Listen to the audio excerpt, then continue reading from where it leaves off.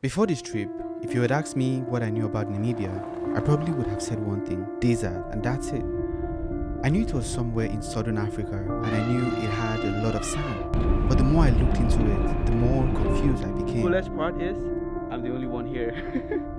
Somehow, this country has one of the largest canyons in the world, some of the tallest sand dunes on earth, a coastline filled with shipwrecks. The ship is covered in sand, like totally, with just a few parts of the engine shooting out above the sand. Wild animals living in the desert, and communities that have preserved their traditions for generations. It's only the parents that decide that yes, this one is going to get married to this one. Honestly, none of this made sense to me. How could one country have all of that? Welcome to Namibia! So I decided to find out for myself. I rented a car, packed everything I thought I would need, and I set off on a road trip across Namibia. Over the next few days, I would drive thousands of kilometers through some of the most remote landscapes I have ever seen, from giant canyons and abandoned towns to endless desert. Namibia is a country where nature takes center stage. So whether you're an explorer, you're a photographer, this would be a paradise for you. A wildlife enthusiast or a thrill seeker. On my 13 days adventure across Namibia, I'll show you what makes Namibia a world-class travel destination and deserves a top spot on your travel bucket list.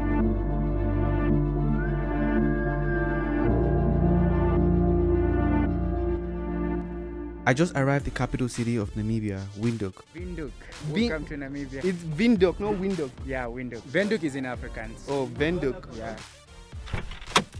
This city reminds me of South Africa. It's not like a typical capital city. It feels more quiet, and I only wonder where everyone here is. Welcome, Steven. Welcome to Windhoek, man. This is Namibia, Windhoek, Namibia, man. Thank you, man. I'm Lisboa, you know. First impression of the city, it looks so lovely.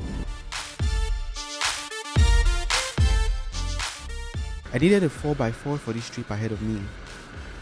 Nice to see you, sir. Nice to see you. I need a 4x4. Alright, so we have our ride over here. So I'm spending only one day in the capital city of Windhoek, and this is where I'll be staying. And I'm about to show you the apartment I'll be staying right here. It's a mini flat, comes with a kitchen, a bathroom, very unique design. This is the living room right here, and of course it's an open plan kitchen. It opens all the way to the dining. One of the most unique bathroom I've actually had to shower in. This is what the standing shower looks like. As a matter of fact, if you step in here, you can see where the rain head is.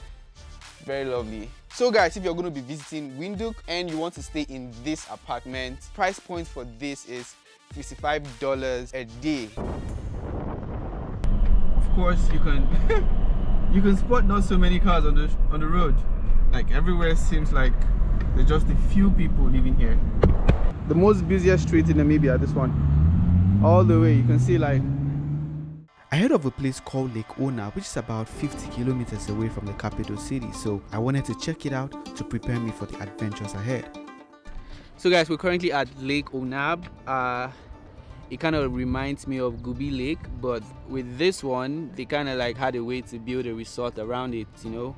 You have a lot of chalets here, and some of the things people do is boat cruise, like you can see right here, right? You have these people do boat cruise, right? There are a lot of them, jet skiing. Most people buy their boats there in Windhoek, and then whenever they want to come right here, they're just going to come on with the boat, or like they're just going to put it in their car and come with it. It's really, really lovely. So this is the chalet we're going to be staying in. It's a 3-bedroom right here. We have the water view, and it's really lovely what happens here during sunset. After spending some time in Windhoek, it was finally time to hit the road. I almost forgot which part of the car that I would get into. So here in Namibia, the drive on the right hand side, but in my country is on the left. So yeah, that's something getting used to. My first destination was the Fish River Canyon, one of Namibia's most famous natural landmarks. The drive was long, but that quickly became part of the experience. As I left the city behind, the landscape slowly began to change. The buildings disappeared, and before long, it felt like there was nothing around me except open land stretching all the way to the horizon. What surprised me the most was how often the scenery changed. Hours after hours, the road seemed endless, and that is when it started to really sink in how vast Namibia really is, staying true its title as the emptiest country in Africa.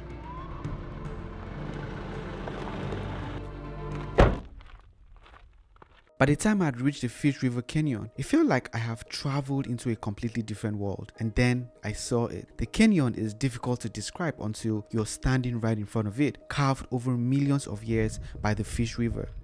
Wow. It is one of the largest canyons on earth, stretching for hundreds of kilometers across southern Namibia. Massive wall drops deep into the canyon below, revealing years of history shaped by time, wind, and water. Even though we are outdoor, if you actually do scream, you can hear the reverb or the echo right inside of the canyon. So let's see if we can try. Hello! Can you hear that?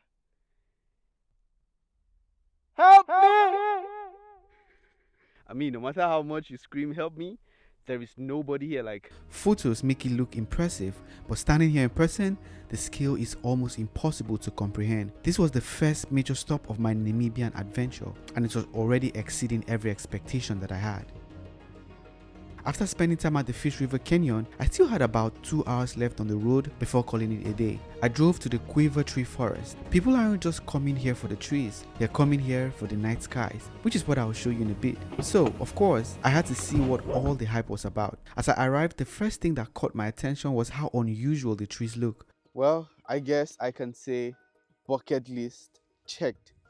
Yes! They almost don't look real, with their thick tongues and strange branches stretching in different directions. They look like something from a movie than a natural forest. Birds have been able to build their nest here, so I don't know what is the relationship between the quiver trees and also the birds, and I don't know what specific kind of bird would build a nest here at the quiver tree. Photographers and travelers who, just like me, had stopped here for the night. All right, I guess it's time I try to figure out how to operate this. This is going to be my bed for the night. This vehicle has everything you need for an adventure here in Namibia, and most of all, the 4x4 capability allows you to drive in very tough and impossible to drive terrain, right? And just right in the truck, we also do have like a refrigerator and a freezer to store our drinks. Has a table, chairs, plate, pots, camp gas. Yeah, you could stop anywhere, cook anywhere, sleep anywhere. So this really comes in handy when you're traveling around Namibia, so you don't worry about hotels or worry about where to buy food and stuff like this. So yes, I'm going to be on this 4x4 all through my trip here in Namibia. With this view, you would think I'm here for the sunset. I came here for what happens after sundown. With almost no light pollution around, Namibia is the perfect spot for stargazing and astrophotography.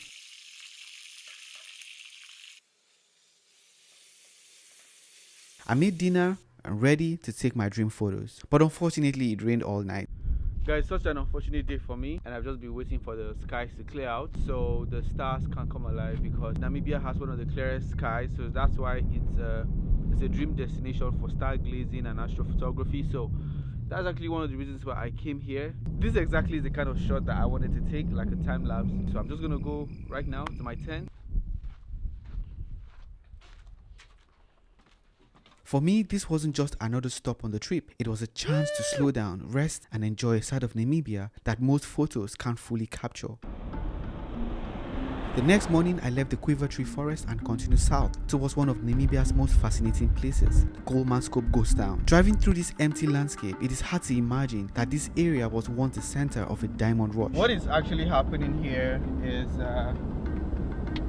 nature is trying to reclaim back what was taken away from it.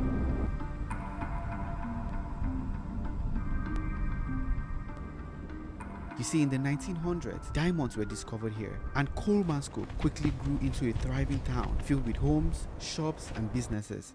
But when larger diamond deposits were found elsewhere, people gradually left, and over time, the desert moved back in, and today sand fills most of the buildings, creating one of the most unusual sights in Namibia.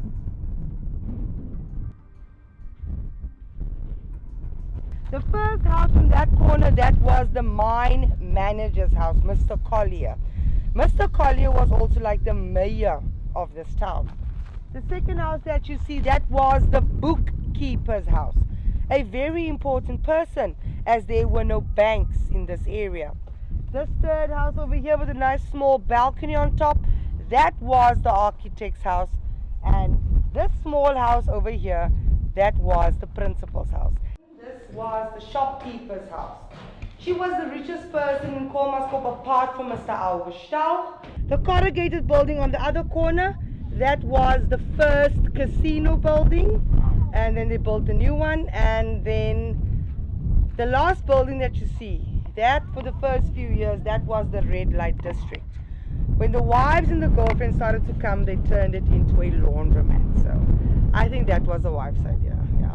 But let's talk about this standing behind me. This was Africa's first tram. This tram was pulled by 6 donkeys and it ran by all the houses in Kolmanskop.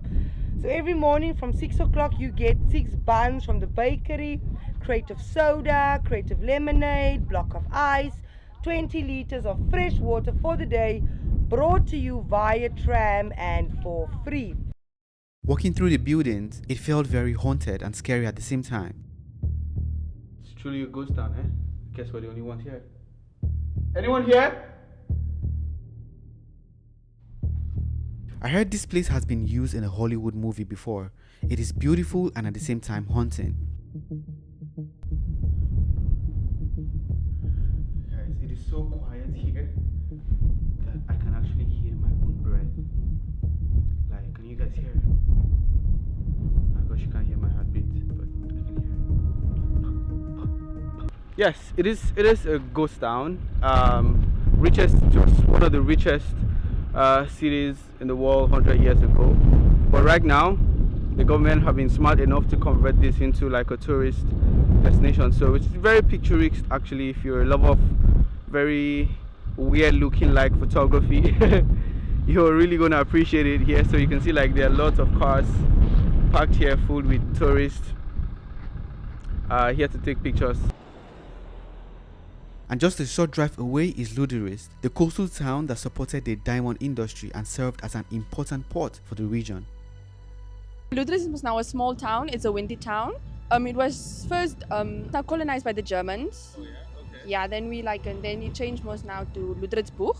Oh, okay. Yeah, so it's a small town. Like I said, there's a lot of scenery here. There's a lot of historical places that you can go, just like an Kolmanskop, you can go to Diaz Point, there's the cross there. Now, unlike Kolmanskop, Luderitz survived, and today these two places tell a fascinating story of how a booming settlement can disappear while a small town nearby continues to live on. One of the places that I've been looking forward to the most, Sossusvlei. The drive itself felt like a preview of what was coming. The further I went, the emptier the landscape became. There were moments when it felt like I was driving through another planet. So I was just driving past and I saw some work going on right here on the road. Driving all through Namibia, I was just asking myself, how do they actually keep up with the millions of kilometers of roads around the country, you know? So you have people like this gentleman right here, they make sure like the roads are good and you can do 120 kilometers per hour without, you know, messing up your tires or whatsoever. Little by little, the sand dunes started appearing on the horizon. At first, they looked small, but as I got closer, I realized how massive they really were. The next morning, I woke up before the sunrise. Because once the sun starts rising, it becomes very hot. So that's why I'm driving very early. And I made my way into the park. Everyone talks about the dunes, but what nobody tells you is how difficult they are to climb. From a distance, it looks easy. Then you take a few steps and your feet start sinking into the sand. A few minutes later, you're breathing hard and wondering why you decided to do this in the first place. But with every step, the views kept getting better. And eventually, I made it to the top. It's actually quite an adventure hiking up Big Daddy. Just by my right hand side, I have the Death Fleet. The views coming out here is just surreal. Yo. Standing here, watching the first light hit the dunes, I finally understood why people travel all over the world just to see this place. Guys, this place is surreal, man. Like, doesn't look real. If you're a photographer, this would be a paradise for you. You can spend all day here taking photos. The colors kept changing, the shadows kept moving, and the landscape seemed to stretch forever in every direction. After that, I headed to Death Fleet. This was probably the moment that surprised me the most.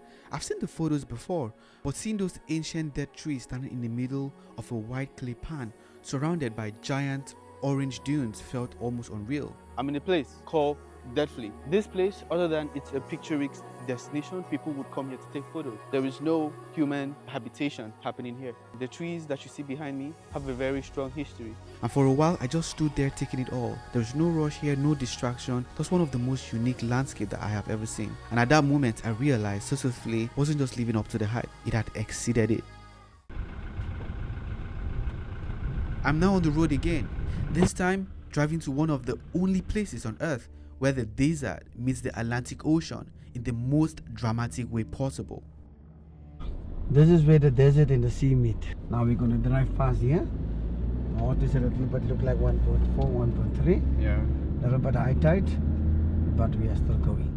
Getting here isn't easy. You need a 4x4 and a serious driving experience because at high tide, parts of this place literally disappears. On one side, the ocean can pull you in. On the other, the desert sand can trap you. That is why I hired an expert to accompany me. Have you ever been stuck in the sand before? Yes, sometimes it can happen anytime. Whatever happened, just be calm. You know, when you're calm, you can get through many things. I'm happy you're experienced at this, eh? Yes. His details are in my travel guide. People can get stuck here in the ocean. So now he's about to perform a magic to pass here. So I'm going to watch him. This is the Sandwich Harbor in the Namib Desert, one of the oldest deserts in the world, existing over 50 million years. And this is where things get interesting. Massive sand dunes, some of the tallest in the world, crashing directly into the Atlantic Ocean. Look guys, the desert meets the ocean. It doesn't even look real.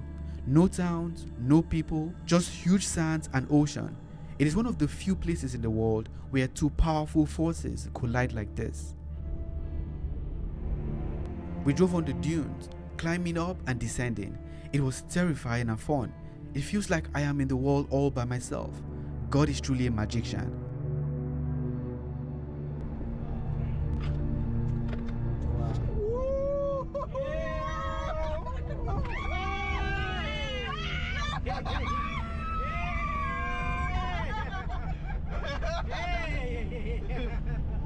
If you book this experience with people's tour and safari, right? This is a similar experience you get. So I think we're going to stay here and enjoy the views, eh? While we're sipping some champagne.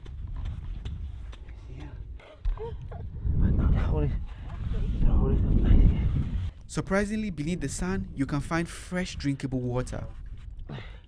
Scoop it nicely. Oh wow. No, I think you should tune in like this. Yeah. Without the sun. Drink. You can taste. Tastes good. I headed to the Cape Cross, home to one of the largest seal colonies in the world.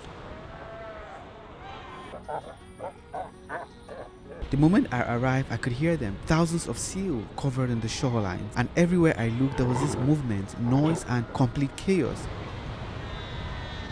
This is the famous seal colony here. Lots and lots of seals. Something that watching this video would not let you experience is the nice smell that comes. I mean, it's not nice, it stinks. It was loud, crowded, and unlike anything I had experienced before. Later, I got to see them in a different perspective on a boat cruise in Walvis Bay.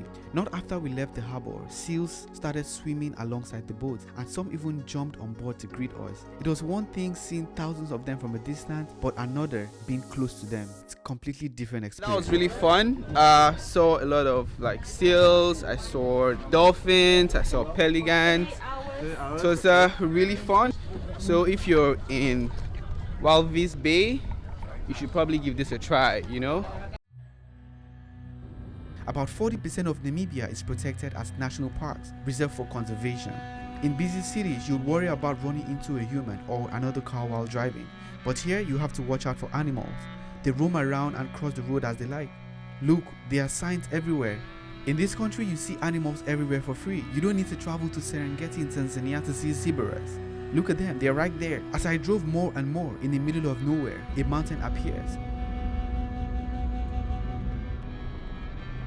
This massive granite rock rises straight out of the desert, creating a landscape that feels completely different from anywhere else I have been on this trip. Guys, welcome to Skipskope.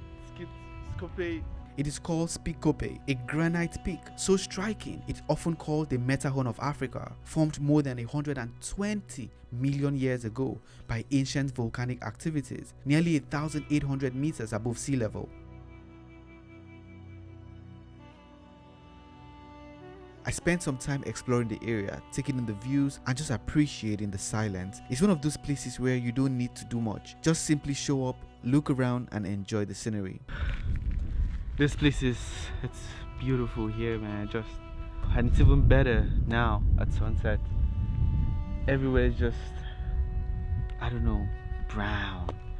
So I guess it's a good opportunity to tell you about the travel guide. So I'd like you guys to download the Namibia travel guide. It is sort of like a comprehensive, what I like to call, roadmap to visiting Namibia. Now you see me traveling all through the country.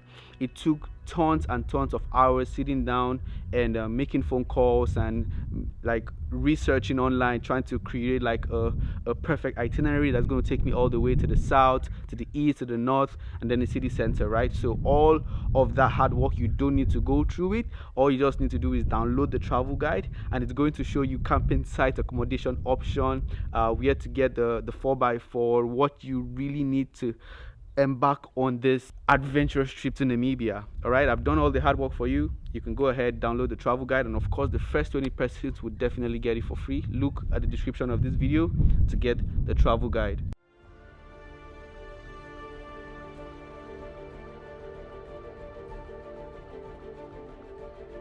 The coolest part is I'm the only one here. After a well-deserved rest, it was time to get back on the road and continue north towards the Skeleton Coast.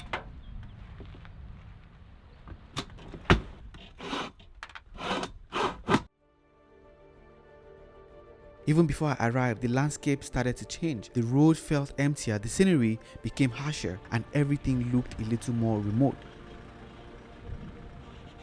I just arrived at the Skeleton Coast.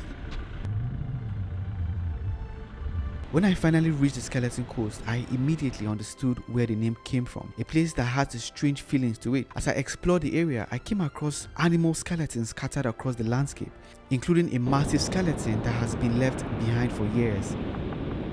So right here, I see a wrecked ship right here. There's a huge story of how it came about, just right here, the shores of the ocean.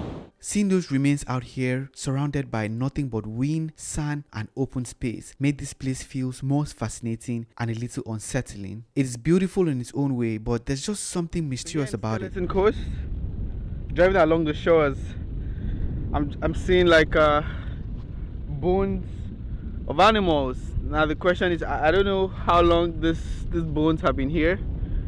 It looks like they've been here for hundreds and hundreds of years. There's even a big bone right there.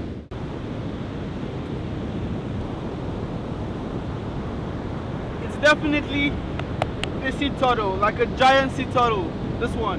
It looks like it's been here for hundreds of thousands of years. I'm not very sure.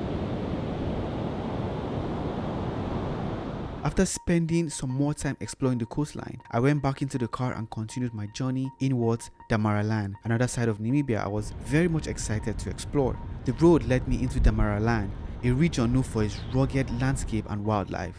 The drive alone was worth it. Everywhere I looked, there was this rocky hill, wide open valley and mountains stretching into the distance. Wherever you drive around Namibia and you see sculptures like this, it means you're in an area called Damaraland. You might ask me, Steven, what are you then here to do?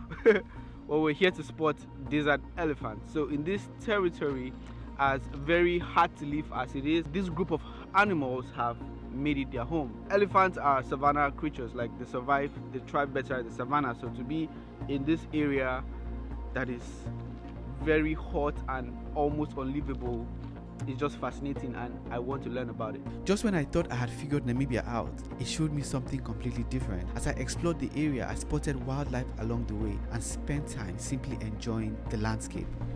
Guys, look at the elephant is just right here. Oh my god, it's so massive. And their skin is so dry. That's where they get the name from, desert elephant. So yes, I am here in Damaraland to see the endangered desert elephant that has been able to survive here in the desert for many years. These desert elephants and the savanna elephants, I must say they are just the same species. What makes them a little bit different is mostly the environment in which they got adapted to. Can you go closer to it, like touch it? No. Why? Risky, I must say. It's very dangerous. They are wild. The fact that they are really like unbothered by our presence is just amazing. This right here is the closest I have been to an elephant. Desert elephants could die around the age of 60-65. So how desert elephants protect themselves from the sun is by grabbing that scent and then they throw that on their backs. That's like sunscreen for the desert elephants. There was this real sense to this place here. There's no crowd, there's no rush, just open space and nature in every direction. But before long, it was time to continue the journey, and next I am heading to one of the places I've been looking forward to, the Etosha National Park. At this point, I have seen a lot of Namibia, but there was just one thing I was hoping for: animals.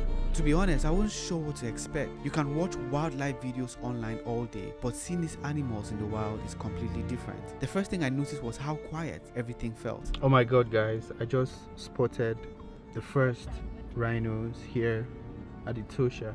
They're actually quite endangered because poachers are after the horn. I don't know, there's usually rumors that the horns can go for as much as $50,000, $40,000, so they can kill the whole animal just to get the horn. So now what most very wise conservationists would do is to get the animals into captivity, cut it off, and then release the animal back to the wild. So when a poacher sees the rhino, like, it becomes valueless, and then you let the animal, and that's the only way you can protect this species or protect this animal from going extinct. But I just love looking at them because they're so huge, they're so large, and it just shows like stamina and strength. I can see some wildebeest right here. So you're always going to find them with zebras because they can spot rain from afar. So zebra will just attach to them so you can help them, find rain. Of course, everybody knows like they're the fastest animals, right? The cheetah is built for speed. They're very lightweight, they're long, very slim limbs, they're very flexible spine. Every time I thought the day wouldn't get any better, something else showed up. What I loved most was that nothing felt planned. You're just driving, looking around and hoping to get lucky.